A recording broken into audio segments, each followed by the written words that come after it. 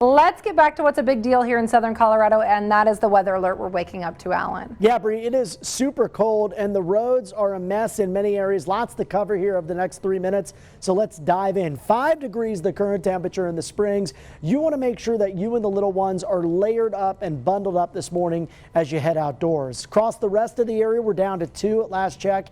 In Alamosa, we have 9 on the map in Monument, 16 in Denver, 19 in Canyon, 3 in Woodland Park, and -1 in Salida. And you factor in a little bit of the wind, and these wind chill temperatures, they're dangerous in some areas, including the Springs, where it feels like it's -9 right now. Feels like temperature down to -11 at last check in Salida. Now, the cold, one part of the story this morning.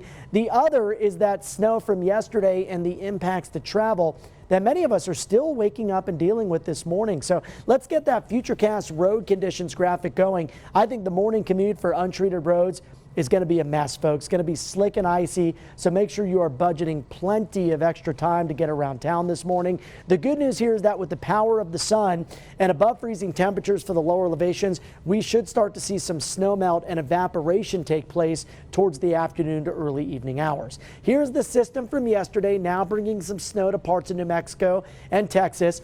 Broad trough of low pressure to our north will send another little clipper system across northern parts of the state today, with some impacts here in southern Colorado. So let's get right to it. The main story for us is going to be the cold reinforced with that northwest wind. So cold and breezy today here at home, but we'll be dry, whereas northern parts of the state could see a few spotty snow showers develop as we make our way into the second half of the day up towards the mountain areas. All right, so holiday shopping put on hold yesterday. Maybe you're trying to get some of that shopping done as the countdown is on to Christmas and Hanukkah. I'm going to say no early at 10 a.m. because of the icy roads, but we will see some improvement through the afternoon, so just use caution, especially in those mall parking lots. Now looking ahead, some improvement moving our way as high pressure sort of builds in from California. Sort of a flat ridge, but it warms us up Wednesday to Thursday. Then we get another quick moving system that goes north of us on Friday. That'll bring some snow to the mountains and cool us down a bit, but not expecting any precip here in southern Colorado through the end of the week.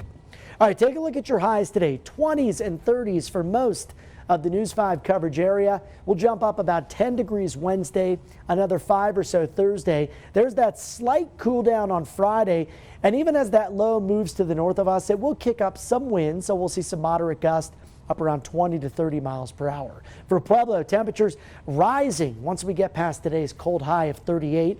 We're into the 50s on Thursday, Saturday, Sunday, and next Monday. Friday's cool front will briefly drop us down to the upper 40s.